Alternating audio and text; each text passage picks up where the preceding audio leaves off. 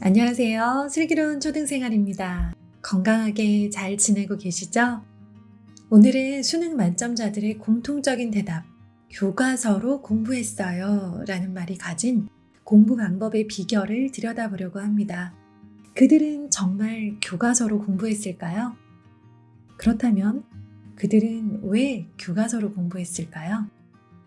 수능 만점자들의 공통적인 대답, 교과서로 공부했어요 라는 말은 과연 사실일까? 놀랍게도 그들의 말은 모두 사실이다. 왜냐하면 수업 시간은 교과서를 기반으로 수업이 진행되기 때문이다. 대부분 우등생은 수업에 충실히 참여하기에 추론할 수 있는 것이다. 시중의 모든 교재는 교과서 내용을 기반으로 한다는 점을 잊지 않아야 한다. 교과서는 교육과정 내용을 최대한 압축해서 만든다. 어느 정도 분량이 정해져 있어서 과목과 관련된 모든 내용을 담을 수 없기 때문이다.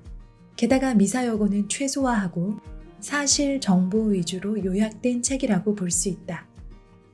교과서를 쓰는 전문가들이 아무리 쉽게 쓰려고 노력해도 여러 제약으로 인해 압축된 글이 들어갈 수밖에 없다. 심한 경우 앞뒤 문맥 없이 정보만 나열될 수도 있다. 그래서 교과서를 읽고 이해하기 위해서는 부연 설명이 있는 참고서나 교재를 통해 내용을 보충하고 쉽게 풀어서 설명하는 강의를 듣는 것이다. 대부분 학생에게는 여기에서 공부의 맹점이 생긴다.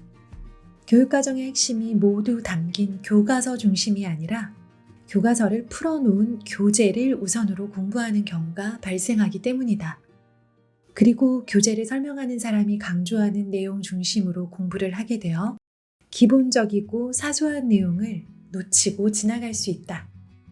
반면 우등생들은 시험에 나오는 핵심이 무엇인지를 교과서에서 찾으려고 노력한다. 이것은 마치 책을 읽기 전에 목차를 먼저 살펴보는 것과 같다. 목차를 보면서 무슨 내용이 핵심인지 파악하고 나서 본문 내용을 세세하게 알아가는 과정과 같다는 말이다. 수업 시간에 배우는 교과서 내용을 바탕으로 더욱 깊게 이해하면서 공부하는 과정이 이와 일치한다. 일명 학습 도구어라 불리는 핵심 용어들을 먼저 파악하며 공부하는 것이다. 교과서는 정보 중심 전달의 글이고 매우 핵심만 요약되어 있다. 그래서 배경 지식을 최대한 활용해야지만 이해할 수 있다. 게다가 학습 도구어에 대한 이해가 부족하면 무슨 말인지 전혀 알 수 없는 경우가 발생한다. 특히 어려운 이론에 관한 용어가 등장하기도 해서 아무리 예시를 들어 설명해도 깊게 이해하지 못한다. 수능 만점자와 우등생들이 교과서 위주로 공부했다는 말을 떠올려보자.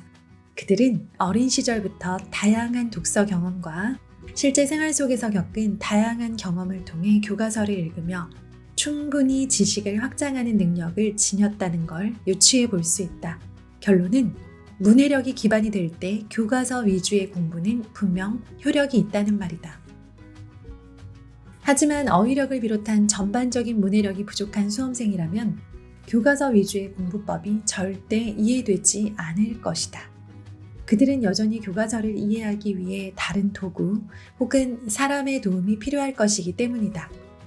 그러면 한정된 지식의 틀에 갇혀서 헤어나올 수 없게 되고 스스로 생각하는 힘을 영원히 기를 수 없게 될 것이다.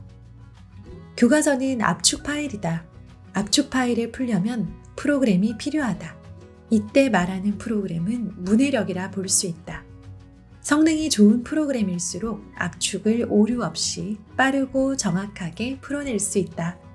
마찬가지로 우리는 교과서를 읽으며 오류 없이 빠르고 정확하게 이해하기 위해서 좋은 문해력을 갖춰야 할 것이다. 네, 지금까지 읽어드린 내용은요, 현직 고등학교 교사인 신영환 작가님의 우리 아이 놓치지 말아야 할 공부 문해력이라는 책의 본문 중 일부입니다. 공부 잘하는 중고등학생들의 비결이 무엇일까 궁금하셨다면, 또 그래서 초등 시기에 무엇을 위해 집중해야 할까 헷갈리셨다면 시원한 답을 듣게 되셨으리라 생각합니다.